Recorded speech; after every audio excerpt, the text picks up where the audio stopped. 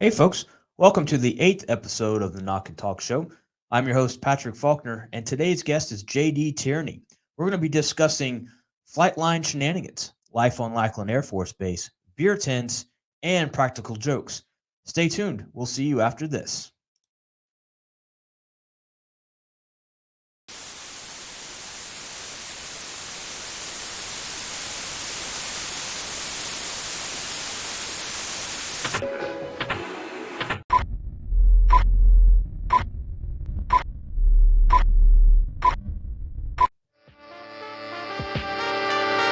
All right, ladies and gentlemen, welcome to the Knock and Talk Show. I am your host, Patrick Faulkner. This is episode 8, and here with us today is JD Tierney. JD, welcome, What's brother. happening? What's going on, brother? You doing all right? Doing well. Yes, doing really well.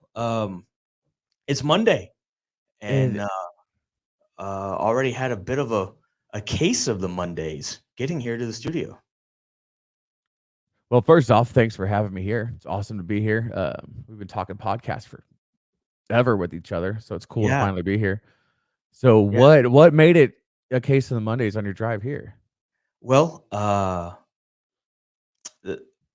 dogs, Atlanta traffic. So I fed the dogs. I've got 3. Um, we've got a GSD, German Shepherd. It's a DDR. So it's an import from the Czech, and we've got a pit mix that we adopted, and we have a Boston boxer mix that we adopted. And when they get super excited, the pit likes to regurgitate breakfast with a lot of water. And so there was that to clean up as I was trying to walk out the door. And then I live about 10 miles, which is in Atlanta traffic time, about 25 minutes from the studio. And I hit every red light with one fender bender on the side, a ladder in the road. I mean, it was all the cliches. So it's Monday. Yeah, that is the ultimate cliche right there. Yeah. It's crazy. We got 2 German Shepherds as well, and yeah, they're no pun intended. Actually, fucking pun intended. They are a different breed. They are. Yeah, Yeah. they're. But my dogs are. They look vicious. My oldest one, she's 8. She's about 90 pounds, 95 pounds. She's fucking Okay. stout. And she'll bark, bark, bark. But I guarantee if you broke into the house, she'll show you where all the good shit is and then help you carry it all out. Like, it's bad. Ours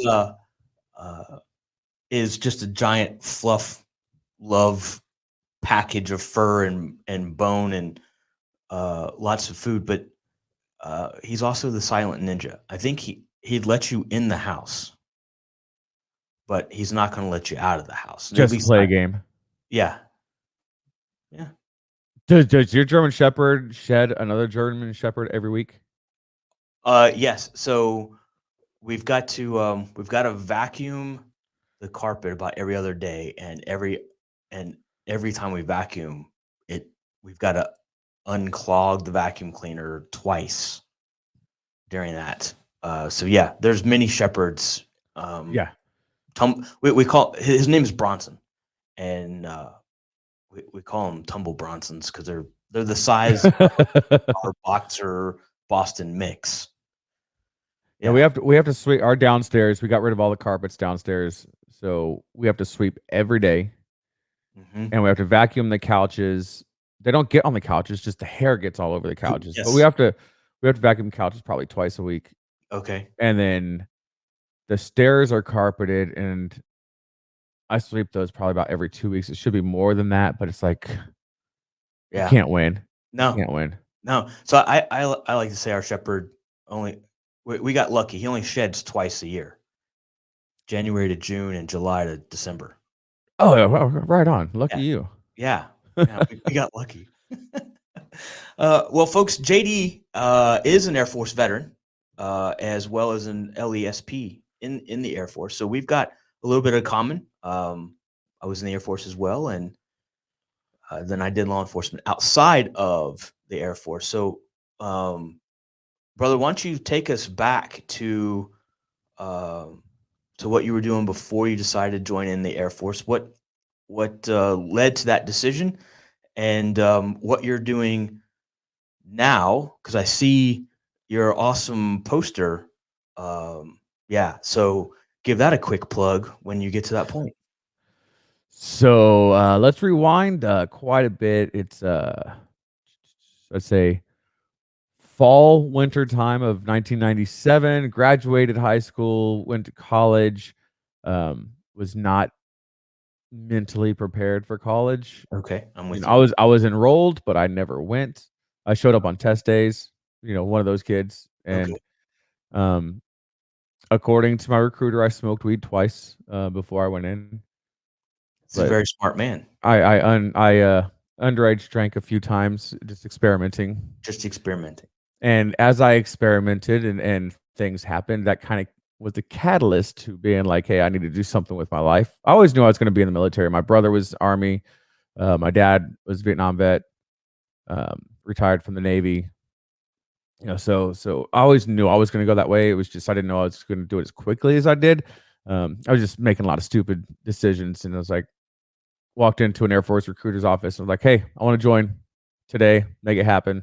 Like, And like there was like I was the recruiter's wet dream. You right? know, it's like number one, get me in. I've already taken my ASVAB. Like, let's do this. Number two, I want to be a cop. And that's back when if you failed out of any tech school, they were sending you to the cop school because they were highly, highly understaffed there. Okay. So it was like, and I miss it sucks. I missed the sign on bonus by like 3 months Mm. because they started offering like a fucking 12 grand or 15 grand sign on bonus for Wow. SPs, and I missed it by like 3 months. But I was like, I want this job, and I scored it in the 90s on my ASVAB. Okay. They're like, "Are you sure? You know, Right. you can do other things." Yeah.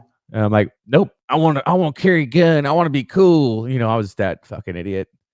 Um, yeah, I went in. I was the last class for the LE school before they combined law enforcement and security from security police and making it into security forces. Did my basic tech school and permanent party all at Lackland, minus some TDYs, deployment type stuff. Wow. Uh, it crushed my soul. It's why Yeah. I'm so bitter nowadays. Um, I blame it all on Lackland. It's all Lackland's fault. It is all Lackland's fault. Like no shit, there were guys that were there that had been at Lackland and outside of TDYs had never left for 14 years into their career. That was their only duty station. Yeah. Like it is a black. Once you are stationed there, it is difficult to leave. Wow. Yeah. So That, yeah, I got out in 03. Um, had no clue what I wanted to do when I grew up, so I just bounced from job to job for a while. Did private investigations because that was kind of yeah. right in line with what we were doing already, or what I was doing already, and I did that until the point I was doing a lot of insurance fraud investigation for people that were workman's comp, job injury, those types of things. And most of the cases, for them to hire an investigator, they had to have multiple red flags. It wasn't like they just investigated everybody. But I was put on a case where I had to sit out in the middle of fucking nowhere for 7 days was the contract, and didn't see anything for day 1, nothing on day 2. The morning of day 3, the guy finally comes out of his trailer. It's like a 1972 single wide that's just falling apart. You got grass growing through the hood of 13 cars. And the guy comes around on like one of those hover around electric wheelchair things, and his thigh is as big around as my wrist, with just the skin just hanging off because of the atrophy. okay. And I call my office. I'm like, this guy is legitimately disabled. I'm not going to sit out here. You know, I send in the pictures and the video and everything. I'm not going to sit out here. This guy's legit. Like, nope. The contracts for 7 days. You got to stay out there for 7 days. I'm like, I'm not gonna spy on this dude who's legitimately disabled. It's fucked up. No. Well, if you want this job, you're going to. I'm like, well, fucking give me my last paycheck because I'm out. Because I'm not gonna sit there and the private investigation world is a whole different thing. It's all about the money and gotcha moments. Right. And I'm not gonna be that god. It's like you did law enforcement, I did law enforcement. There's always that one that'll sit there and deliberately try to set shit up to bust people and be that gotcha guy. Mm-hmm. And I'm not gonna be the gotcha guy. I don't have a lot of integrity, but what I do have is very firm. Okay. So there is a line in the sand. Yeah, very definite line in the sand. But Okay. it was just, I'm not going to sit there and just watch somebody that's already miserable and hates life and lives in a shitty house. But I did that for a while. Bounced from job, bartended, did all the stupid young mid-20s bullshit, got married. Finally had baby number 1 on the way. It's like, oh shit, I better buckle down and do something right. Got a job in the oil fields. Spent the next 12 years of my life in the oil fields. Spent 9 of that trying to find the escape, but you get addicted to the money. Because I think, like, starting off, and this is 08 time frame, Okay. maybe 07, 08, somewhere around there. And like starting off entry level in 08, I was bringing home after taxes like $5,000 a month, and it was just $4 or $5,000 a month. Wow. And that's a bubble burst, and people were losing their jobs. And then in the oil fields, man, it was feast and famine. Like the whole time I was there, you're doing great, you get laid off, you find a new job, you get rehired, you go somewhere else, and it's a vicious cycle. And the ongoing joke is just give me one more boom and I won't spend my money stupid this time. And we all fall back into those same habits. And we buy new trucks and buy mama new cars and buy big houses and guns and toys and all kinds of stupid shit. But in 2013, everything started going to shit. Within a 36-month period, I lost my brother, my dad, a baby, and my uncle, who was pretty much like my second dad. When I ran away from home in high school, I lived in his backyard in an RV. Like, we were close. And that was kind of the catalyst to, okay, you're going to do something with your life, because you never know when the time is. So I decided to become a business owner. And it's also when I learned that I'm not good at being a business owner. Did that for a while. I was also in a gnarly motorcycle accident, and I think that was the final thing to be like, okay, let's do it. Let's make that jump. And then a lot of failing and moving forward, learning, failing, moving forward, learning. Had my business for 4 years now. Started a podcast, which you can see the logo behind us at Southpaw's Tales from the Barstool. You can find us on Facebook and any of your favorite podcasting platforms under the same name. That was my quick professional plug. That's great. But recently, because of the current social global climate, I've had to shut down the business because I can't get any materials. I went back to work in the real people job force, and I'm working at a local steel mill that's being built right now. And that's 9 minutes worth of me. That's great. I mean, there's a lot of content to go back to. Right? So you went in in 98, got out in 03. So you did a 6-year commitment initially? I did a 4-year commitment. I was politely asked by the Air Force to leave. Made some very poor decisions during terminal leave, which led to them extending my contract to let me know about those poor decisions that I made on terminal leave. Okay. It happens.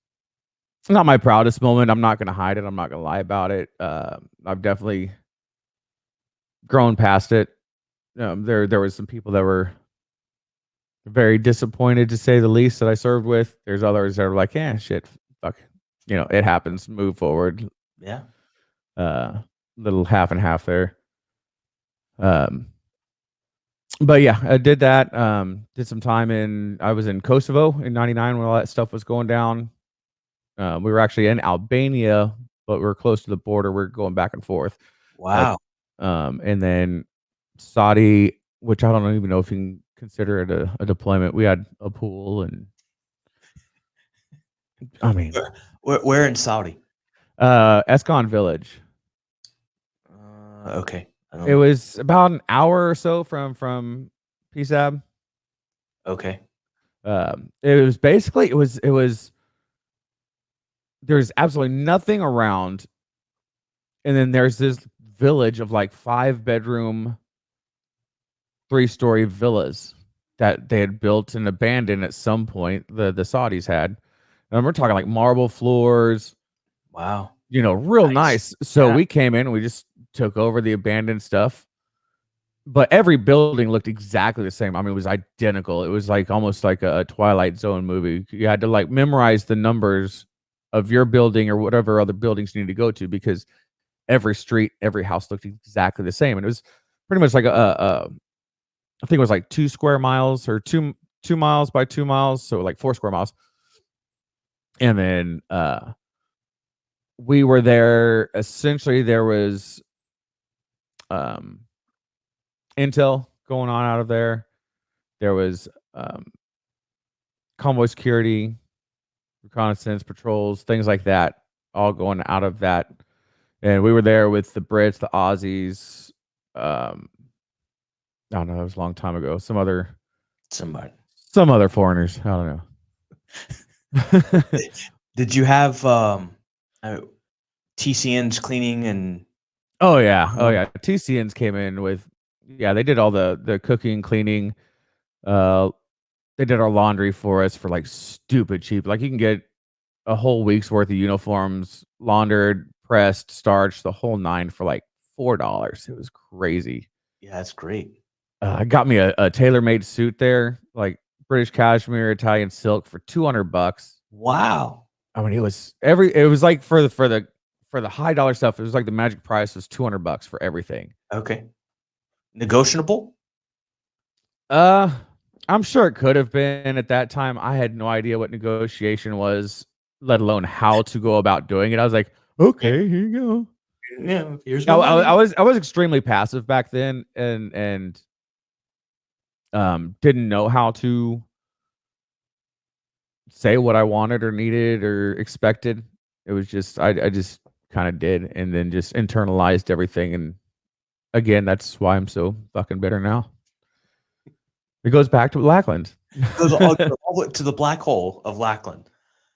So I was there in 95, where I did basic in the first part of my tech school there at Lackland. And then we went out to Shepherd up in Wichita Falls, Texas, to do the last part of our tech school. I was F-16 avionics. It's different, but while I was at Lackland, once we were allowed to sort of investigate the base and not Yeah. find to the barracks or dorm rooms or whatever, I found my way over to where the dogs were kept, the canines, Mm. and I was fascinated by the dogs and watching them train and work. And when ultimately I was stationed at Moody Air Force Base down in Valdosta, Georgia, which is also a black hole. Um, my our squadron was on the far end of the flight line, and to get over there, there was a way to go past where the LEs and SPs their squadron was, and quite often they were out working the dogs there, and I'd go over there on my days off and watch the dogs. And ultimately, when I got out of the Air Force, um, I ended up getting into law enforcement, as I said, and my goal, the reason I got into it, was to become a canine handler, and it only took 11 years to get that. Um, So in civilian side, is that quick, slow, average? Depends on. It took me 3 agencies and 11 years to get there. So it really depends. It's a very political position in most agencies. Like you have to be in with the right leadership, uh, and know the right people and hang out with the right people and go to church with the right people, hit the right bars with the right supervisors, and just sort of it goes back to that, it's all who you know. And then being able to campaign for it. It's like I said, it's very in most agencies, especially larger agencies, it's a very political position to get, very specialized. Well, yeah, I mean, there's so much money involved in canine. Like, I'm pretty sure that they're gonna be like, all right, this is somebody we trust, Hmm. even if it is a biased trust versus an earned trust. I mean, I can definitely see that. Yeah, And I mean, then the dogs themselves can cost anywhere from 6 to 20 grand. did your dog stay at the house with you, or did they go to kennels on at the department? Um, my agency was small enough that the dog stayed with me, and if I did go on vacation once where we went overseas, so the dog couldn't come with me. So the dog went to our neighboring agency, and their handlers kept the dog in their kennel and looked after Mm. my canine partner there. But I had a 43-pound chocolate lab, female dog, and she was amazing. She made me look like a great handler. I was a mediocre handler. Like I was still new. I'd only been doing it 3 years when I tore my rotator cuff and was forced out. So I mean I didn't know what I didn't know still at 3 years. Uh it's that job is you learn something new every single day, and it's all compounding information, and you get better every day. And so um she was a fantastic dog. I mean, she made it look like I was a 15, 20-year veteran. I just let her do her thing, and when she told me there was dope there, I said, "Well, there's dope there," and we looked, and sure enough, there was dope there. What's crazy is I love playing devil's advocate, and I love researching things. I like seeing things from both sides, Sure, yeah, and I'm definitely extremely pro law enforcement, pro blue line, pro military, all that stuff. But let's be realistic. There are shitbags out there. There are skewed statistics and um, techniques and things like that. And I was reading a lot of stuff about the canines and how certain departments and handlers uh, do things. And there's statistics out there of how many have been caught getting false positives on a search to get that probable cause to move forward. it happens. And I'm not gonna say it doesn't happen. It happens. yeah, and I'm like, man, that's and I've dealt with some pretty shitty cops, especially in Oklahoma. Oklahoma cops, you can go fuck yourselves. I said it. Um, everybody else, I love you all. Uh, but it's just really weird because with canine especially, like I wanted to be a canine handler. They didn't do it straight out of tech school. When I went through, they had before, but it was something that they had phased out, and you had to be of a certain rank to be able to get to that point. Okay. But to this day, many of the people that I still keep in contact with, I think I keep in contact with more canine handlers than I do just straight leg SPs. Um, just I always gravitated towards the dogs. I have German shepherds now. Um, I wouldn't say I'm a handler, but I've trained them Right. well. I'm definitely not a trainer by any stretch of the imagination. Never claimed to be the one, but my older one, I can do leash off with her, and she'll stay, within a foot and a half of me. Hmm. Um, but yeah, it's just crazy when you do your research to find the good, the bad, and the ugly about these dogs and the I was people. good. I was under the influence. Under the influence. Yeah, no, I mean, you bring up an interesting point, and the dog always is looking to you, right? For affirmation, confirmation, love, attention. So there were ways to both purposely and accidentally induce a false positive. Um, if you if you didn't train properly, and as you know this, I mean you've got to train the right way multiple times, multiple times, multiple times, and it becomes muscle memory. But if you start showing tells that you believe there's dope or a bomb or whatever the dog's looking for in a certain location, the dog's going to start picking up on those clues. And then the dog's just going to look to you if you're showing that clue, whatever it is, an extra step, a longer pause, whatever, then the dog's going to show the positive alert, whether it's an aggressive alert or passive alert. But show the alert by sitting, scratching, whatever, and just to look to get rewarded. So there's two types of reward systems. There's the where the dog knows you have the toy or the reward, treat, whatever, and it knows that when they give the indication, you're going to give them that reward.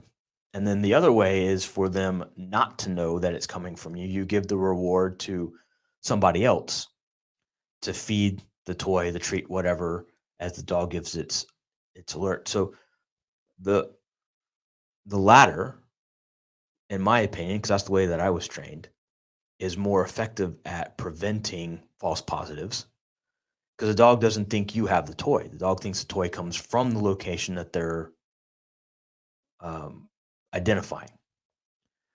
So instead of instantly rewarding the dog after they give that indication, you're supposed to pull the dog away, search that area. If you find it, leave it, bring the dog back out, let them search again. And when they hit that location, then you reward the dog. And that helps the dog understand that that odor is what you were looking for. And then you pay them that time instead of the first time and you search it and there's nothing there. Now you've rewarded the dog for no reason. So, I mean, I could talk days. See, I think what really spurred my desire to want to know more about bad canine handlers was when I was doing private investigations. I worked. I was subcontracted by a couple of bond agencies in the DFW area in Texas, Dallas, Fort Worth, Denton, all that area, and I was taking on one, and I got to pick and choose my cases because you got a portion of the bond, whoever skipped bail, like kind of like Dog the Bounty Hunter, but less gay, and it is. Oh, I'm sorry if you've ever seen that show. Skip tracing is absolutely nothing like they show in the state of Texas. You are not even allowed to, even if you are licensed to have concealed carry, you cannot carry if you're on the job as a private investigator. Oh. So when they show you carrying the guns and all that shit, you don't carry handcuffs. It's all about the way you talk to people. You talk them into getting into the car and going and turning themselves in. You don't handcuff them because in the state of Texas, it is unlawful detaining or apprehension because you are not a licensed peace officer. You don't have, you're not a TCOL certified or TCLOS certified individual. You're just a state certified. And to become a private investigator in the state of Texas, it's retarded. You do like a 8-hour class and take a test and pay your $80 or whatever to get your licensure, and the license is good for like 3 years or something like that. Okay. Having done it, I think you're extremely underqualified if you go in there green without any kind of law enforcement or investigation background. It's anybody can do it. It's stupid. But to digress, when I was doing the bounty hunting and skip tracing, I took a case, and this one was kind of personal just because the crime. Guy was on his like third or fourth DWI, causing accident with injury, injury to mom and child, and not just like bumps and bruises, like severe injury. And this guy skipped bail, and I was on this case for several weeks, and I chased him all the way down, all over the place. Ended up going to a place in Oklahoma that he had his mail forwarded to, and it was Guyman, Oklahoma, right there in the western part of the Panhandle of Oklahoma. Well, I get into Oklahoma, and this is like February time frame, maybe January, something like that. It's cold as shit. Bright blue skies, but it's like 12 degrees or something. I get pulled over for doing the speed limit because there might be ice on the road and I wasn't driving the conditions. So Interesting. I got a ticket for that. Okay. And then so I go to I get to Guyman, and my personal practice is you don't reach into another man's fridge without asking permission. So I would call the local PD and local sheriff's department just to give them a respect thing. Hey, I'm an investigator. This is what I'm looking for. I just don't want to do anything without you knowing. This is the vehicle I'm in.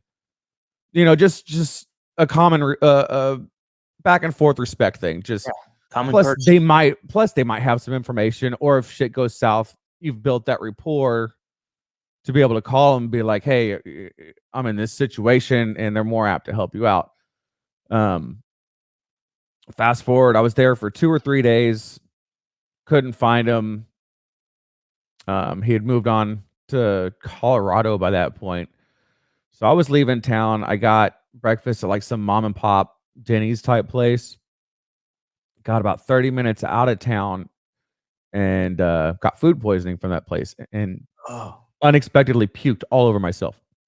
I'm driving. No warning. Blah, all over myself. Hash browns coming out of my nose. It was not a pretty sight. So, admittedly, I'm speeding at this point because I just want to get to the next town, change clothes, brush my teeth, wash my face, just get myself composed. And I get pulled over. And mind you, it's freezing outside. There's snow on the shoulder. I tell the officer, I'm like, hey, got food poisoning. I'm sorry. I know I was speeding. I saw that the next town was, I don't know, like 7 or 9 or something miles up the road. I just want to get there. And obviously I'm sick. I mean, I got vomit all over me. And he's like, well, my dog says you got drugs in your car, so I need you to get out. I'm like, well, I'm getting out anyways because I'm going to throw up some more. Cool. And your dog didn't alert on anything. And so I'm behind my truck, so between my vehicle and his, puking. And then I finally stop. He's searching my truck for the non-existent contraband. And I'm like, hey, can I get my jacket? Because I'm on a short sleeve shirt at this point. He's like, no, there might be contraband in there. I'm like, well, search the fucking jacket and let me have it. And so he wouldn't let me have my jacket. Then the jackass locks my keys in the truck.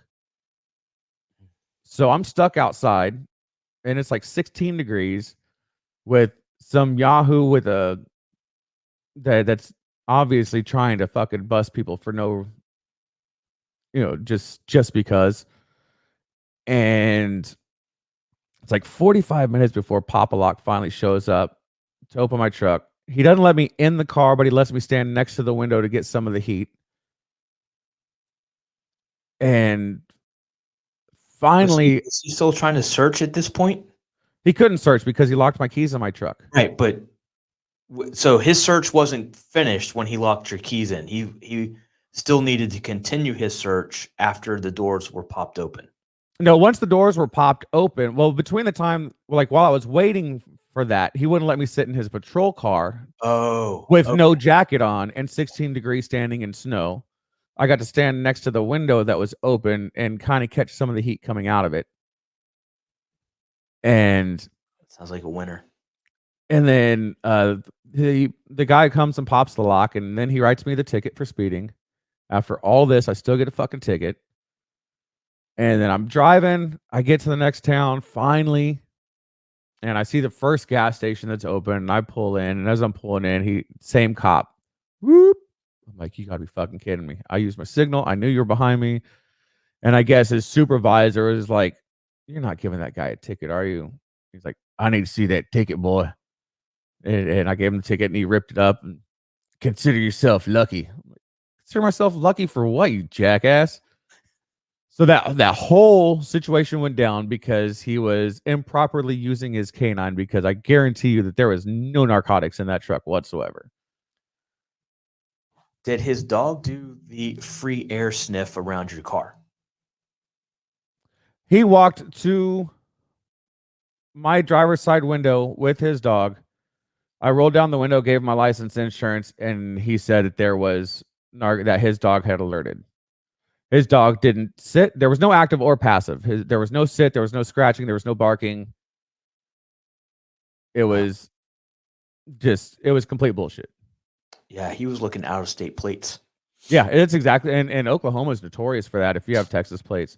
Because remember this, folks. Remember this. You can't spell douche without OU. Thanks, folks. He's here for at least 45 more minutes. Make sure you tip your waitress. I mean, every profession has their bad egg, and it's unfortunate that there are as many in the law enforcement community as there are.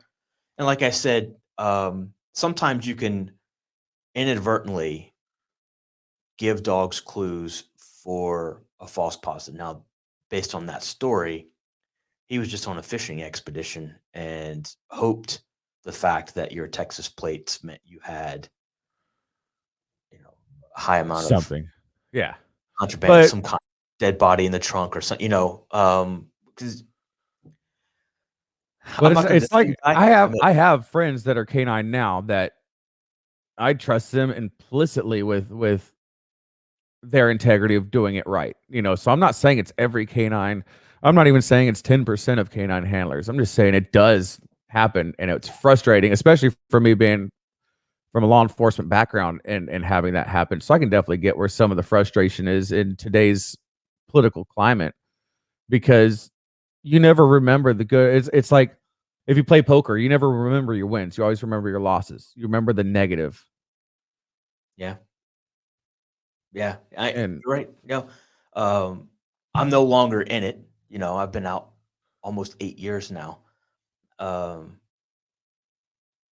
Being a handler was my ultimate goal, and it was the greatest job that I had while I was doing it. And I would train with other agencies around. I went to canine school at Alabama Canine in Tuscaloosa with Ricky Farley. Free plug, Ricky. Where we had, while I was there, South Carolina state troopers were training there. There was guys from Racine, Wisconsin, that were training there. There was a guy from Baton Rouge that came up. So I mean, there were a lot of different agencies that were training there. When I finished and went back to my department, I trained with local agencies all the time, and there were some good handlers. There were some fantastic handlers, and then there were some, how did you even get a dog kind of handler? And there's always going to be the guy that gives, or the girl, whatever, that gives that profession or that job within the profession a bad name. It was the same in the service. It was, same in the post office. But it is unfortunate. It's every career. I mean, it's everything from McDonald's to Congress. There's good and bad. Yeah, agreed. Yeah. Speaking of good, we now have our first plug for the show. Raise Energy. Let me try to turn this around a little bit. Raise Energy from Rep Sports. If you go to repsports.com and use coupon code PATRAISE or PATRAZ, you get 15%, JD. Hey. And there's no crash. So unlike that other brand, I can't say, but does have a Loch Ness. Okay. My question, is there sugar in it? No. Okay, I'm sold. Because I don't even put sugar in my coffee anymore. I use the that Yeah. Right. stevia. I can't. I don't know. My camera may not be clear enough because this looks fuzzy, but no sugar, no crash, electrolytes, so it helps you hydrate, and it has the BCAA aminos. Yeah, I need all that stuff. Yeah, yeah. Raise energy in repsports.com. So 0 calories, of course. Throwing that in there too. So there's our first plug. If you haven't had it, try it. I'm gonna have to go to there. Yeah, Repsports.com. yeah. You have Quick Trips there in Texas, right? The gas station, Quick Oh yeah, Trip. yeah, yeah. Yeah, they're sold there. If you don't want to pay for shipping, Oh we'll sweet, yeah, we'll because we get have 15% off. Sometimes they, at least here in Georgia, they'll sell 2 for $4, something like that. yeah. I have an unhealthy addiction to energy drinks. Oh, they also It, have to go packets, so you can just throw it in that their tumbler. You got shake it around a little bit. And, oh, like the ones you put in like your water, Mhm. like a oh Yeah, same thing. Yeah, those aren't at Quick Trip. Those are on repsports.com. Pat Raz for those I will have to get because I'll put those in my Camelback at work. smart. Smart. Just know it's like putting Kool-Aid in your canteen. Everything else will taste like it later on. All right, I'm cool with that. As long as it Okay. doesn't taste like shit, No, I'm it good tastes with it. really good. At least I mean, this is Galaxy Burst. It's my favorite. Describe it. Paint us a picture. It's like if Buzz Lightyear had his own energy drink from infinity to beyond. The taste is that good. Yeah, I don't know exactly what the flavor profile of this Galaxy Burst is, but there are natural as well as some artificial flavoring. It says so.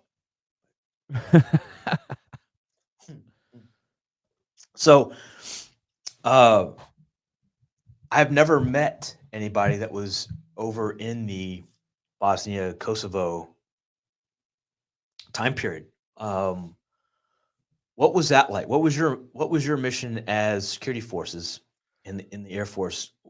If it's not breaking ComSec, No, uh, no, no. It's so I'll preface this with this is pre 9/11. sure, Obviously, if it's 1999, but we have been in a state of war since for the last 20 years. So it's hard for people to get that out of their mind and forget that there was a time before that. So in 1999, we had a very brief encounter in 91 with Gulf War One, and before that, it had been outside some skirmishes and scandals. We haven't been in anything since the mid 70s. right, So we are in a non-war mindset going into this. And then we go technically all the branches were there as humanitarian and peacekeeping forces. We weren't it wasn't a conflict, it wasn't a war. We were there to, hand out water and blankets and put smiles on people's faces according to the news media.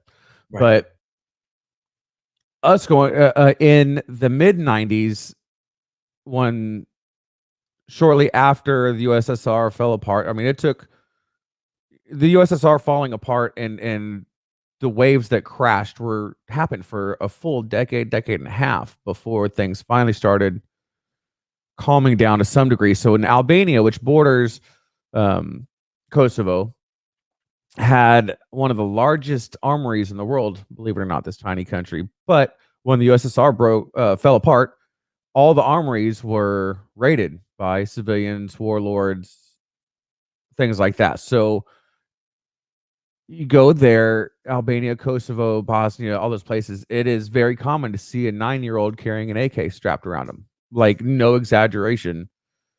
This is the environment that we go into. Now, mind you, I'm 19, 20 years old at the time.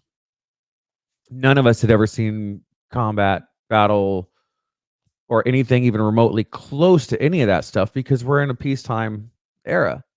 Right. Um, And there we're was no flying. Call of Duty. There was no Modern Warfare video Yeah, games. the only first person shooter you had at the time was GoldenEye for Nintendo 64, and it was Bond.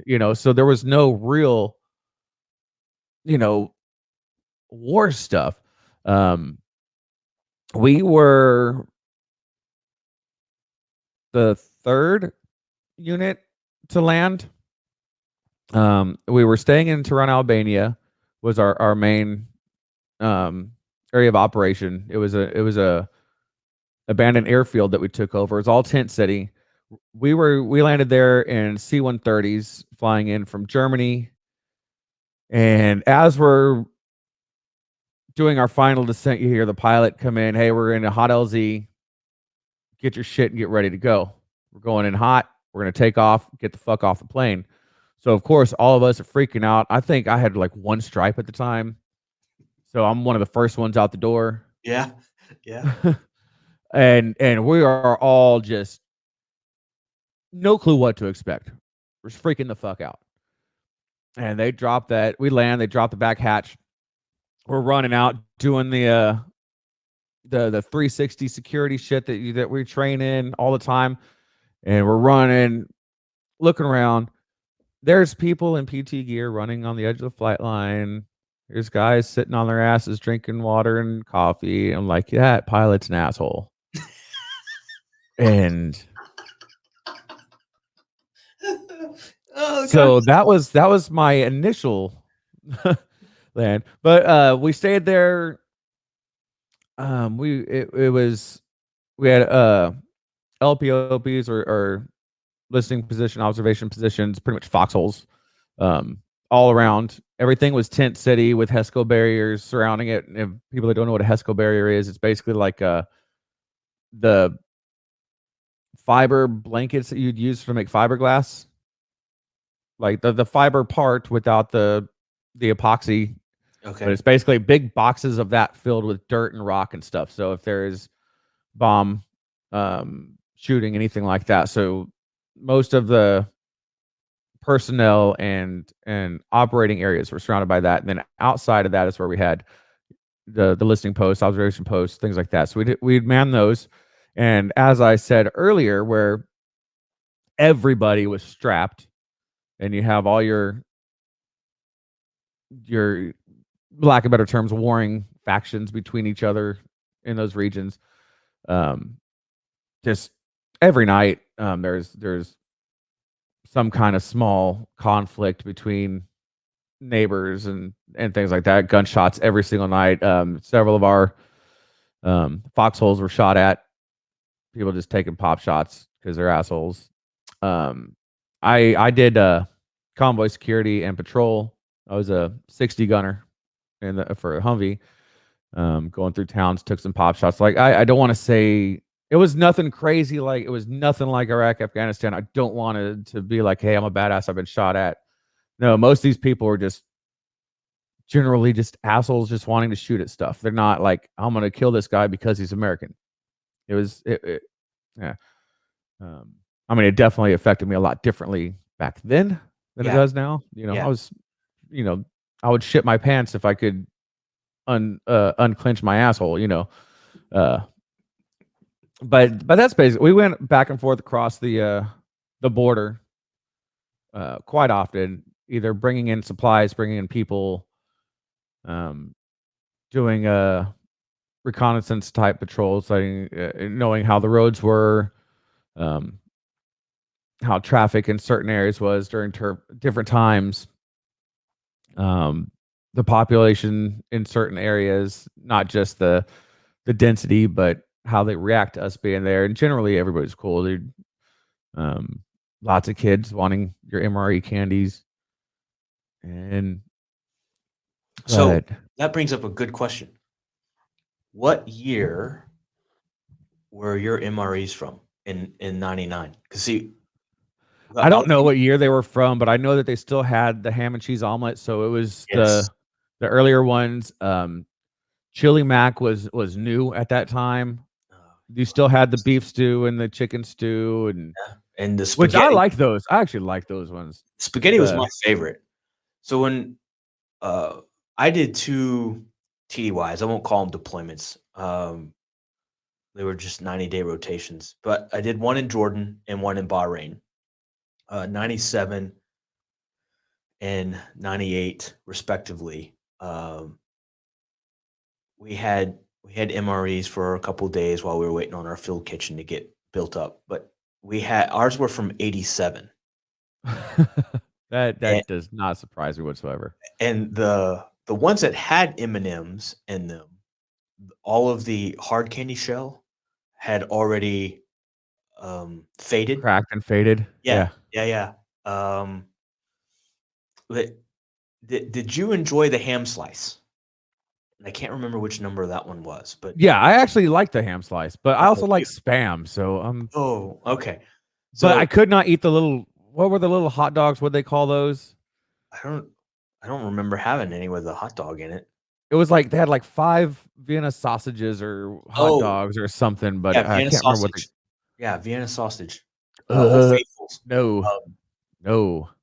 we would if if you didn't get to pick, like our sergeants didn't let us pick which one because everybody wanted number 5, the spaghetti with meatballs, or the chicken a la king, or the beef Oh, stew. yeah. Yeah. Forgot about the chicken on king. So if you ended up with ham slice, you weren't allowed to trade it in. Like you couldn't say, I don't want this one. Yeah, you just got it. So one of the old timers told me, buy cartons of cigarettes, put it in your bag, and take it with you. I was like, Sarge, I don't smoke. And he said, it doesn't matter. You don't need to smoke. Somebody else does, and they're going to run out, and they're going to have something you want. So take the cigarettes. So I would buy like 5 cartons of marbles, Reds, and I don't know what the other one, the gold pack. I don't know, I'm The not lights, yeah. so Marble Lights, yeah. So I would end up trading the ham slice and a pack for whatever anybody else had, just so that I could get something better than ham slice. And quite often, the cigarettes came in handy as well when it was time to go to the beer tent. Oh, They had yeah. Any kind of tobacco is very, very high valued currency mm, overseas. yeah. Uh, did you have I don't know, did you have a beer tent there in Albania? No, no. No? We were never allowed to drink anytime I was overseas. Oh, wow. That sucks. Both So, both mine, it we had beer tents. but we had we worked with NATO and UN forces of all kinds of different nations. Mhm. They were allowed to drink. So if you made good friends with them and you happen to do stuff away from the unit, you know, If they didn't find out ahead of again, where tobacco is a very highly valuable currency, especially American tobacco, because uh, they would trade you for a pack of cigarettes and not even open them just so they could have that to show whenever they got back home. oh, really? Yeah. Souvenir. Yeah, pretty much. Yeah, it was because our cigarettes are different than everybody else's. We have more additives and bullshit in it, and everybody else's is more natural and cleaner and safer. I mean, it's a cigarette, but Right, no, I get what safer. you're saying, yeah, yeah. Well, I would trade packs for somebody's beer ration card. Oh. So we were allowed to have 3 beers a night, and you got a card, and each week, there was a different color, so you couldn't, like, hoard up. Oh yeah, I couldn't have a good night after 3 weeks of Yeah, saving. yeah, so you could get 3 punches a night, and you found somebody that didn't drink and trade them cigarettes for their beer ration card, and just wait for a different um, for us, the pilots poured, which I thought was pretty cool. So just wait for a different pilot to go up and start pouring, and then you would work on your second or your third beer ration card. Nice. Yeah. I think the only time I ever had to deal with a ration card was and I can't remember which time I was overseas. I was coming back, but we landed in Ramstein, Frankfurt, Mhm. in Germany, And they're like, we need 4 volunteers to stay back because flights back to the States are all space available. Y'all need to stay for 2 weeks. It's non-chargeable leave. I'm like, Here, pick me. me, pick me. And to buy cigarettes and beer on base, everything was ration card. Tobacco and alcohol was ration card. Now to go off base, of course, you can just drink as much as you want, but it was mainly for the tobacco.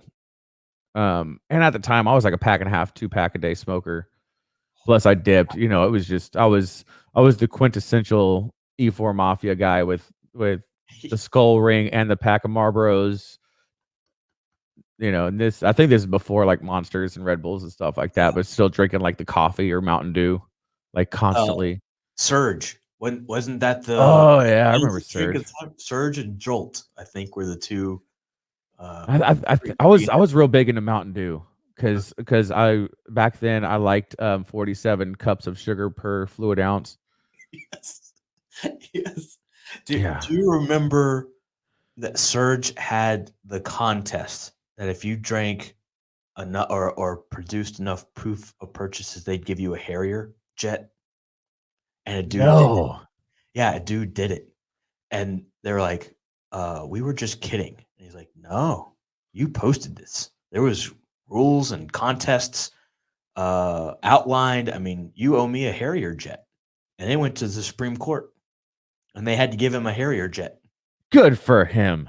Yeah, I don't know what he did with it, but it took like several years, but he ended up winning. Good for Yeah, him. that's a lot of Yes. Surge. And that dude, if he played his cards right, he's set for life because he could turn around and sell that for, 5, 8 million, Yeah, I mean, I invested don't know if it was a properly. functioning. I don't know if it still had all of the avionics and engines and all that in it, but yeah, they gave him a Harrier jet. Go Surge. Man, even then, you could just go buy like an acre and put it on there and have like a restaurant or bar or beer garden centered around that theme, and yeah. Oh yeah, a bar, dude. Put it on the roof. There Heritage. is there's a theater that's locally owned. It's at what do they have, like 6 cinemas inside of it? So by today's standards, it's a really small theater. But the grandfather of the guy that started it was a World War II pilot. He was a bomber. Okay. And in the back party room of this place, they actually have the fuselage of a World War II bomber. Still has some of the avionics inside of it, some of the hydraulics, things like that. So you can look through the windows and see it. But it's the full, I mean, from nose to tail, full on bomber inside the building. They took the flaps off the wings, and those are all the tabletops That inside the is common areas of the theater. And then awesome. there's poster like big like 4x4 posters that they've had blown up, which are pictures of his grandfather in World War II all over the wall of bombing missions, hanging out with his buddies in like their dress tans, whatever they were called. I don't know what they were, but the tan or khaki Yeah, dress uniforms.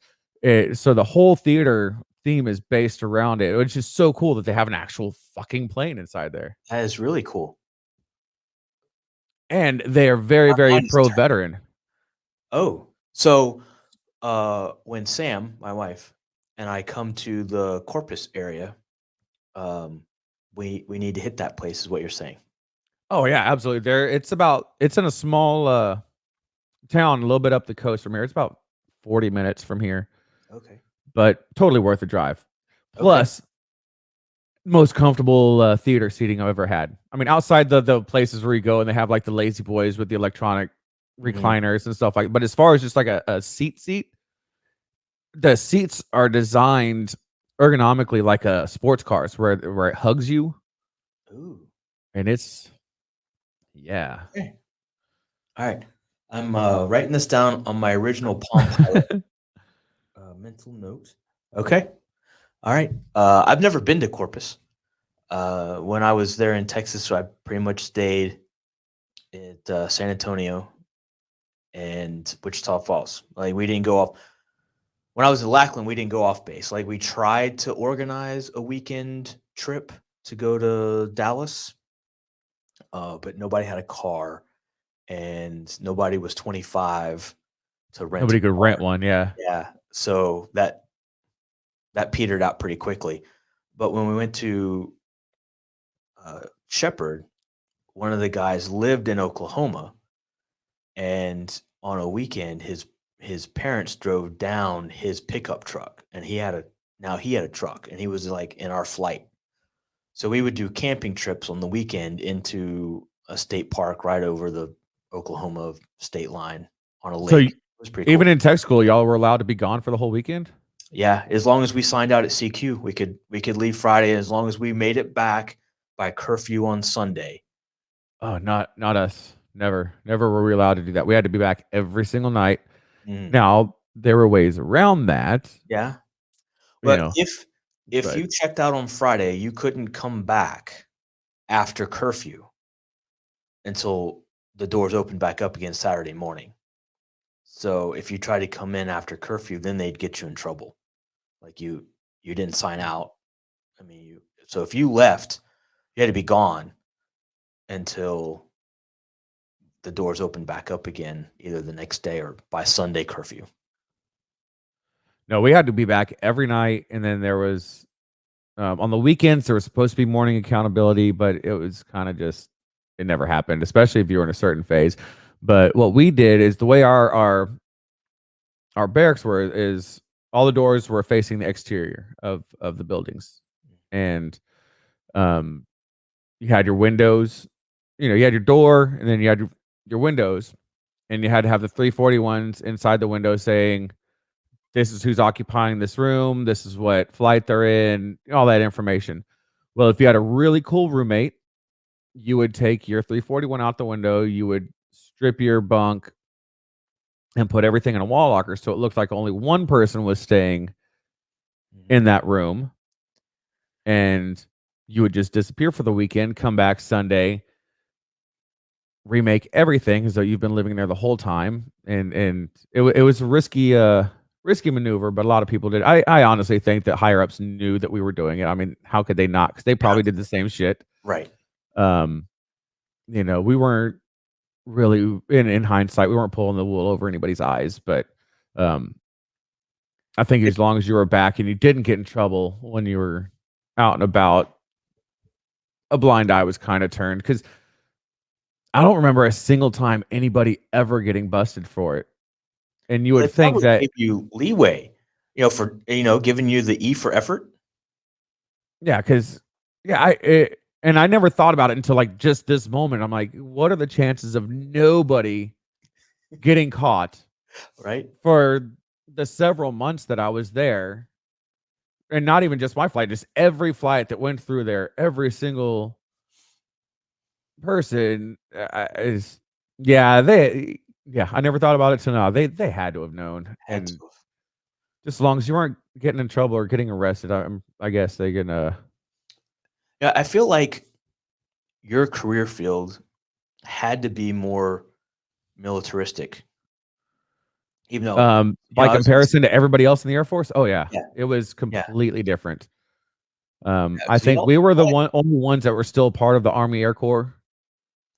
okay, yeah, because y'all had to do like formation running and stuff like that every morning, or at least more than never, like we Yeah, did. we did PT 5 days a week in tech school still. Mm, Um, No, when I was permanent party, we did open ranks every day.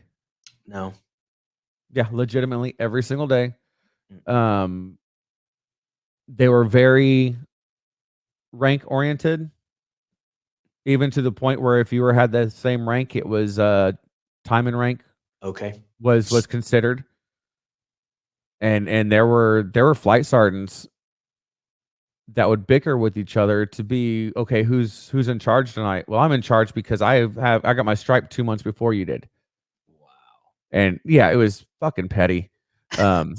was Um, versus on the flight line where you didn't want to be in charge. Like, nope, just let me go replace parts because I don't want to be the one making the decision.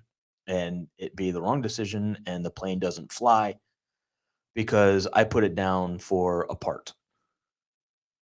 Yeah, I mean, sorties were everything. Everything. If the plane was chalked to fly the next day, it better make the sortie roster to fly the next day. And if you decide as the expediter that nope, it had this fault and we just need to order the part, put it down. You you better have exhausted every means possible to find that part from a different plane, even if you had to go to the neighboring squadron and borrow one from them and have them order the part. That plane better make the flight roster the next day. So you there wasn't a whole lot of people that I mean to be an expediter, you were sort of in charge of the flight and all of the um, sub shops within the flight. So we had in the avionics flight, we had A, B, and C shop, and we were always before the do more with less with Clinton. You were responsible for mainly just your sub of the avionics. Like I was A shop, so I was responsible for the attack control systems, the attack radar, dogfight switch, GPS, INS, miss, uh, missile, not the missiles themselves, but the integrated avionics, like the MFDs and HUD and all these other acronyms. Uh, I B understood shop, one of them. what's that? I only understood one of them. Oh, GPS, No, HUD. I knew HUD. that one. Okay. Um, yeah. So B shop was in charge of flight controls, and then C shop was all the communications. And if you were A shop, you didn't get cross trained into the other two until you get your 5 level. So coming out of tech school with your 3 level, we were just shop specific.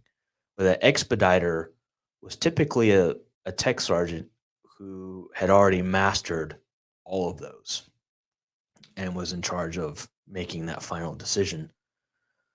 And there were some guys that volunteered for it. Most of the guys were like, I mean, it was a good way to get rank and get promoted up to master or senior master, but um, yeah, there wasn't the pettiness of my data service or time and grade beats you by 2 minutes. I mean, not everybody was like that, but the people that were definitely were. Um, you would have your guys, and it's unfortunate the security forces, and it's a cultural thing. Um, is dog eat dog, and it has been, and it will probably always be. It's very, very dog eat dog. Um, why I don't know. Why it's continued, I don't know. But it's and to the point where there's I'd say at least a quarter of the people when they go from senior airman and they test for staff and they get staff, they want to be called staff sergeant select. Oh my God. I'm like, all right, senior airman. Yeah. Yeah. Seriously?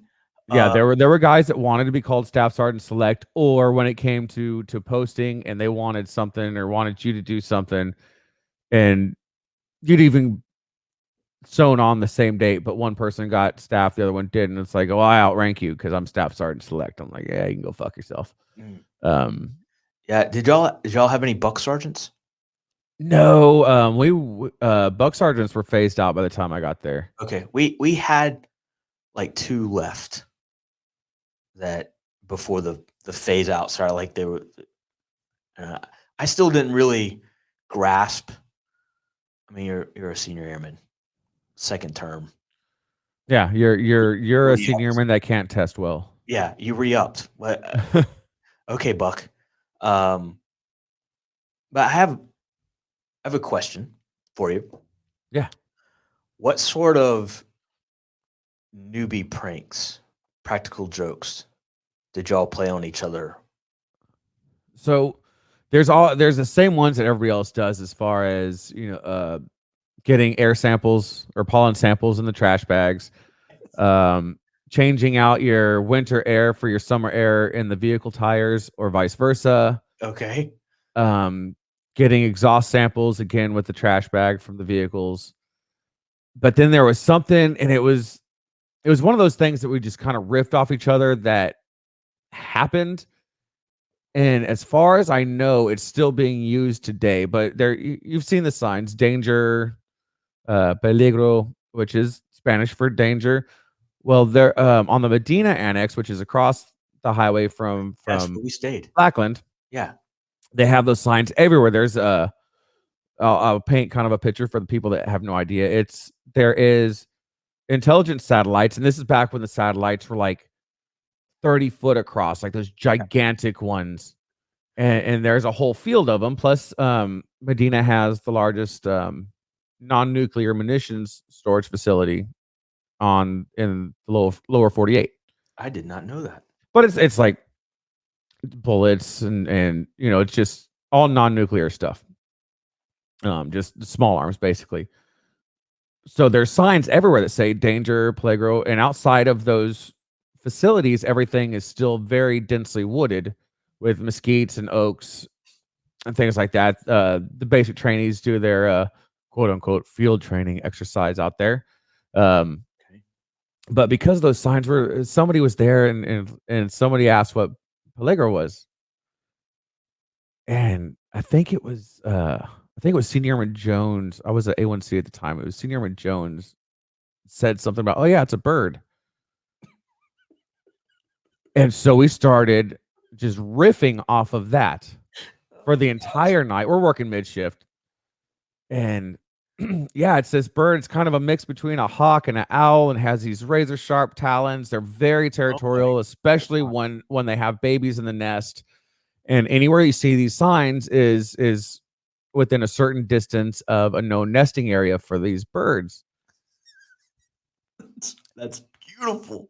And so we just kept going and telling more people about it, and they start building on the lore and the legend of it, and got to the point to where, as SP, we could go anywhere on base. So I would go to like the where the field training was for the basic trainees sometimes, and just go and sit there and watch them, fall all over each other. Mm-hmm. And it got to the point to where the drill instructors out there were yelling at them about, you better get inside before the peligros come and get you. Oh my gosh! So it spread. But the icing on the cake of this whole story is we were working entry control for one of the intel areas, and we called the place the fishbowl because you were in this room that was on one side you had your entry, the other side you had your exit, and it was all bulletproof glass and with the turnstiles and stuff, and it was, you let people in, you let people out, and we called it fishbowl because it was all glass all the way around, and people just look at you like you're a fucking beta or goldfish or something. But we were out back smoking, and again working mids, and one of the girls there, English was her second language, Spanish is her first, and we hear the coyotes going off because it's densely wooded, and it's right there on the outskirts of the entire county. And she's like, what's that? I'm like, oh yeah, it's the peligros.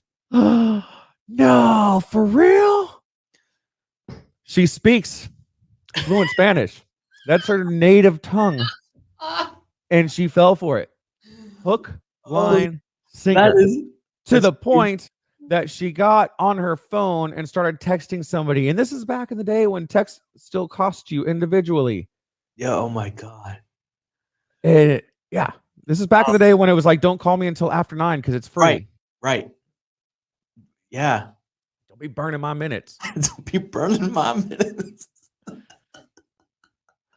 Oh gosh, the kids today have no idea. No idea. So yeah, that was. There was all kinds of pranks that we did. We did Wilford Hall, which is the hospital on Lackland. Mm-hmm. It is also, or was at the time, one of the main trauma centers for Bexar County, which is the county San Antonio is in. So you'd have all your gangbangers that were getting shot up, stabbed up, being brought in, and so because of that, they had 2 SPs inside the hospital at all times. That way we can start reports waiting for Bear County or um SAPD or somebody show up, turn it over to them if there was anything, just to help keep especially chain of custody for anything. So if they were taken into surgery, the ER surgical rooms had an observation booth next to it. So if they pulled out a slug, put it in one of the pans, we have eyes on it. So somebody always had eyes on it. And of course, they also want keep people from stealing oxycodone and uh, domestic, so there's always two SPs there. Well, we had access to everything except for the pharmacy, and we would take people to the morgue and tell them about all the ghosts that haunt Wilford Hall. And while you're being escorted to the morgue and getting told all these stories, one of your fellow SPs is hiding inside the body fridge, ready to pounce. So as soon as you got to the morgue, you're looking around, the door of the body fridge on the wall slings open and somebody jumps out. Oh my God. Not gonna lie, Oh, I peed a little when it happened. I might have peed. Yes, I might. I mean, there'd be the noise that came out of my mouth when it happened to me was indescribable. Oh my But God. I knew something was up. I didn't know what it was. So I already had my baton out, like, cause I knew they were gonna be fucking with me. I just didn't know what it was, and it still, even though I was expecting something, it still scared the shit out of me. Oh my gosh. So did anybody reverse that prank and leave the guy in the cooler? I'm sure it may have happened, but I never knew it, cause you would leave the cooler door open enough to where you can still hear there's a little bit of light coming in and you can get out. Yeah, you'd have to be with somebody you trusted a lot to Yeah, for pull that real. prank off. Yeah, I would be afraid that the prank was being turned around and I get stuck in that cooler for hours and hours and hours. In hindsight, there's so many opportunities I missed out on. Yeah. Right? So for the guys that are still there, watch out. You might just get locked in. We had a couple on the flight line. So I mean, with new guys, we would always borrow tools or test kits from the neighboring squadron. So we'd send them over to get a PSI tester, Pepsi tester? a Pepsi test. Yeah, yeah. So they would come back with a Pepsi after like being gone forever and get mad because they had to borrow the 50 cents to get the Pepsi out of the machine. We sent them because GP is general purpose cleaner, right? So we would send them to the SP squadron to get a gallon of canine pee. So I don't know if you ever had somebody come over. No. Yeah, so that was, and we never really. I don't think we ever had anybody come back with a gallon of it. At least not while I was there. But everybody came back very upset because they were laughed at and laughed out of the SP squadron. We sent them a couple squadrons down to get a yard of flight line. And yeah, I think we had people do that. Okay. We would send people to the ER right after they did their first go around of getting all their gear from supply, and be like, hey, did you get your first aid kit? Oh yeah. Did it come with gloves? Did it come with your mask? Did it come with fallopian tubes? Well, it came with the gloves. Shit, you got to go to the ER. Go ask the doctor for a set of fallopian tubes for your first aid kit.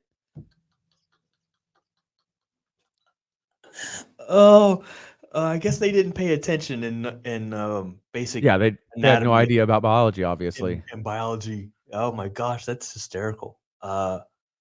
We had. I don't know if you're familiar with aircraft parts, but on the front of the F-15 and F-16, and actually I think all of the aircraft have this thing called a pedostatic tube, and it's a in-air piece of avionics that tests the the airspeed, wind direction, temperature, that kind of stuff as the plane's flying to give information back to the jet to be able to fly better. Well, it looks like it's a little phallic shaped, and it's right on the nose of the aircraft. And I didn't get this one, and I don't know why I didn't, because I was the first new avionics guy in like a year. So I don't know how I didn't get this one, but subsequently, everyone behind me got it, and we would have them do a pedostatic leak test, where you have to blow into the I can already tube picture it. to make sure that the recently replaced one sealed properly, and you had to blow hard. So, yeah, that was always interesting, and this was well before cell phones. I mean, Aren't you glad that there wasn't cell phones back then? Yes. Because if there were photos and videos so readily available for us back then, can you imagine the trouble we would all? Yeah, no, we'd all have Article 15s. Yeah. So anyway, that was one, and we'd send them into the belly of the aircraft intake and have them do an echo test where they had to scream like a siren, highs and lows, to make sure that it echoed properly before we put the engine back in. Yeah, so there were some others, but I think my favorite was sending them off to the SP squadron, get the gallon of K9P. So we did a motion censored lights on the exterior of buildings where you just have them stand like close to a camera that they have no clue is there, and just sit there and jump up and down and wave their arms and trying to get some light to turn on, and we're just watching on the video of them being stupid. Oh, yeah. Builds character, right? You know what they say? Builds character. Yeah. Well, it builds camaraderie. If yeah, that's like there was this strip club off base that was extremely sketchy, and we would take people there, new guys, whether they were straight from tech school or from another unit. We would take them there just to see how they would react and if they would be brought into the fold or kind of ostracized. In this place, I shit you not, had a one-arm stripper. There was, regardless when it was, there was always a stripper in her second trimester, maybe third. And it was just dirty, disgusting. The beer was cheap. I mean, by comparison for strip club prices. But we would take people there to see if they took it as a joke, laughed, had a good time, and just went with it. Then they were automatically like part of the group. They're, okay. But if they were like, "Oh, what the fuck? I can't believe," and just pissed and moaned the whole time and complained, and then we're like, "Okay, well, we know what kind of person you are, so right. Yep, mental note. We're gonna push you to the side." And so it's not necessarily like a gag, but it was kind of an initiation just to feel people out to see how they would work out, and it was actually generally a really good litmus test on how they would be on duty as a team member. Right. Yeah. I mean, there's got to be cohesion, right? And if one person's standing out, then the team doesn't work at 100%. Yeah. But it was a really good personality test, not just, just for how they were going to work with us, and especially if there was fights, domestics, anything like that. Those are the ones that you would know, okay, I can trust this guy or not, because the correlation was almost uncanny. Yeah. Wow. One-armed stripper. Besides that, she was pretty hot. Well, I mean, yeah, I don't know where to go with that. I believe this might be a good spot to sort of call it a day for now. I mean, this has been a lot of fun. I learned a lot about. Well, I definitely appreciate you having me on, man. It was pretty cool. Good conversation. It doesn't seem like an hour 23 flew by. No. It was. Yeah, it's there's room to do this again. I feel like we just barely got into JD and his stories. Like I think you just started to sit down and really dig So, into. so that being said, I'm saying it on the air is I am inviting you to be onto my show, Southpaw's Tales from the Barstool. All right. And it's hosted by me and my wife. So you're not going to have me asking questions Oh alone, but boy. my wife, who never dealt with the military, is going to be asking. And she asks some fucked up questions. So I Oh hope you enjoy that. yeah. Challenge accepted. Yes. I can't wait. It'll be a lot of fun. So I promise to be brutally honest. hell yeah, that's all we ask. All right. Well, ladies and gentlemen, thank you for hanging out with us. We're just shy of 90 minutes. It's been a blast. Can't wait to do your show. This is the Knock and Talk show, and episode 8 with JD, the man, Southpaw. We didn't even get into Southpaw. Before we hit it, plug the show one more time because it's worth noting. So you can find it on YouTube, any of the main podcast listening places, or you can watch it live every Tuesday at 8 o'clock on Facebook. It's Southpaw's Tales from the Barstool. Look it up under that name and any of the places that you read. Oh my God. You listen or watch podcasting. Words not working. For those that do read, I will have the links here so that you can find JD and his wife and the Tales from the Barstool. So once again, JD, thanks, brother. I appreciate it, and we'll do it again. All right, thanks, brother. We'll talk to you later, man. Have a good one. Yeah, buddy.